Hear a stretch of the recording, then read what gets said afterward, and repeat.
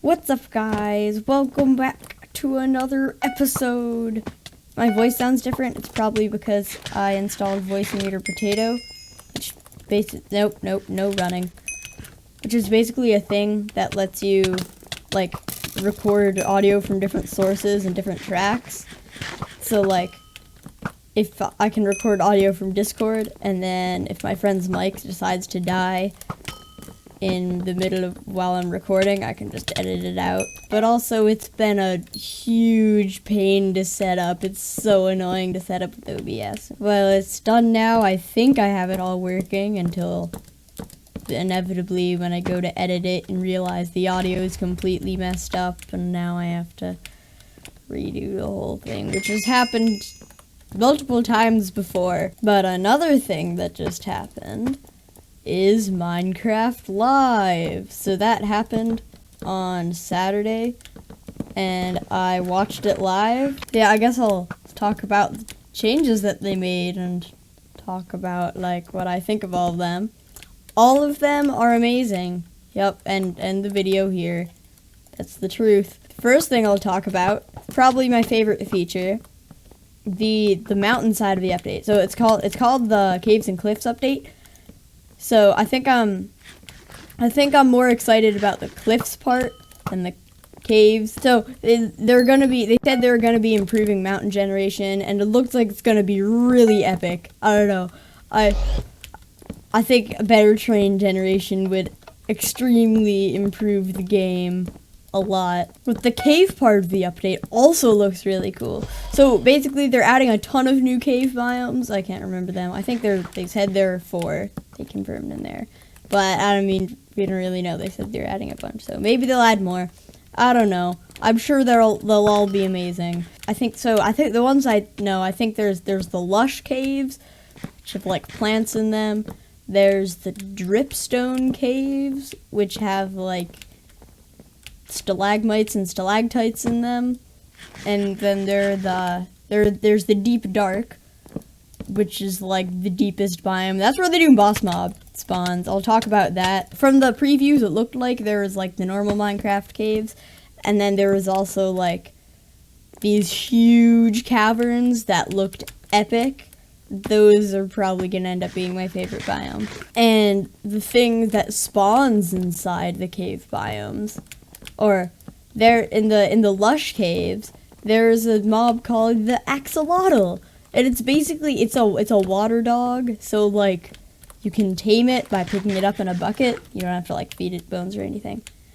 But then once you put it back down, it'll like fight for you. It, like plays dead and then slowly regenerates health, which I don't know. It's just so cool. So I don't know, and then they can swim. So I don't know. It looks like a really cool feature. So I guess I'll also talk about the other, or like another big mob that spawns into the caves called the Warden. So it's like the new boss mob, sort of. I mean, in the showcase it didn't have a boss bar, but like it basically can two-shot someone in full netherite armor, and it looks like it's gonna be really cool. So it's a blind mob, and it can sense vibrations. And so if you crouch and like don't like break blocks or anything, it like won't realize you're there. And if you like throw, in the demonstration they had a thing where like they like threw a snowball at a place next to it, and it went for that instead of the player. I think that's a really cool mechanic. And the skulk blocks, they also sense vibrations, but they emit a redstone signal, so basically it allows for wireless redstone, which is kind of OP. I'm not sure if it's a good addition, but I mean, it'll definitely change the game like a lot if wireless redstone is now a thing. I mean, they'll probably make it like really hard to get. I don't know. That seems like something they would do. I mean, it makes sense. I think that's the right thing to do. You can craft telescopes. So it's basically Optifine Zoom, but worse, because you have to hold it in your hand to use it, and like it's when you zoom in, it's only like a small area. Instead of like zooming in on the entire screen, it's like a small circle. And you craft the telescope with amethyst crystals. So amethyst crystals you can like find in caves, and the actual crystal part grows on the crystal block, but you can't break the crystal block. So it's like a spawner, which is interesting because then you'd have to like go to the actual place to farm the block. So yeah, I think that would be a good addition. Another thing they did, they added like an entire new like system or something. So it's called archaeology. Basically, you can find these like archaeological like dig sites, and then you can like use this brush to brush away like sand and dirt and gravel and stuff, and then you can like uncover some like rare stuff. Like you might be like in the showcase they had somebody get like a block of diamond or a block of emeralds, and then but you also get these like clay pot fragments. You can put them on clay pots to make cool clay pots. I'm not really sure how it's gonna work, but I'm sure it is. It seems like in the early game, it would be, like, in order to actually find the things that you get from archaeology, like the diamond blocks and stuff, that seems like it would be pretty rare to get those from that. So then it's not really good for the early game, but then it's not really good for the late game either, because, like, there are much better ways of spending your time. Another interesting thing they added was these things called bundles, which is their, like, attempt at making inventory management like better. So basically you can store 64 items of any kind in one stack. So like you can have like, I don't know, like half a stack of dirt and half a stack of like grass or something in like one stack. And I did the math, and if they let you put shulker boxes in it, that's a stack of shulker boxes. I did the math, and you can store if you have a full inventory of those, excluding offhand, because I don't know, I didn't think of that when I was doing it, but you can store 3 million items. So, I mean, that's the thing. They probably won't do that then. They'll probably make it so you can't put shulker boxes inside them, or just make the bundles super rare.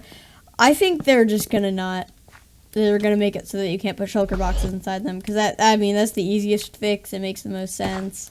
And another thing they added were the glow squid. So that's the result of the mob vote. I actually voted for the glow squid, so I'm very happy with this. A lot of people have been speculating that you might be able to get like night vision goggles from them or something. That'd be cool. I also think they would just look epic. Like you just see like an aquatic glowy thing just swimming in the depths of the huge caves. It just seems cool. I have a prediction about when they're gonna release the first snapshot. So, I did a bit of research, and so Minecon 2019, which is the Minecon that preceded 1.16, that was on September 28th, and the first snapshot for 1.16 came out on February 2nd. So that's like about a 4-month gap. But they said that they wanted to focus on the community and get feedback. So that might imply that they will start the snapshot cycle early. And if that is the case, then I predict that the first snapshot will come out near the beginning of January. I think that's probably the best we can hope for. I mean, if they really want to get feedback from the community, then they would start it like even earlier, but I don't know. I don't think that's something that we can bet on. They did say that they were planning on releasing the update in the summer of 2021, which is like literally a year from now. So that's not fantastic. I don't know. So I guess that's why I'm hoping for an earlier start to the snapshot cycle. I don't know. But overall, I am going to be extremely happy with this update. They're adding lots of very welcome changes that I think will improve the game a ton. I don't know. I'm excited for them to hopefully start the snapshot cycle early. Maybe, please, Mojang. That'll about do it for today's episode. Hope you enjoyed. Bye!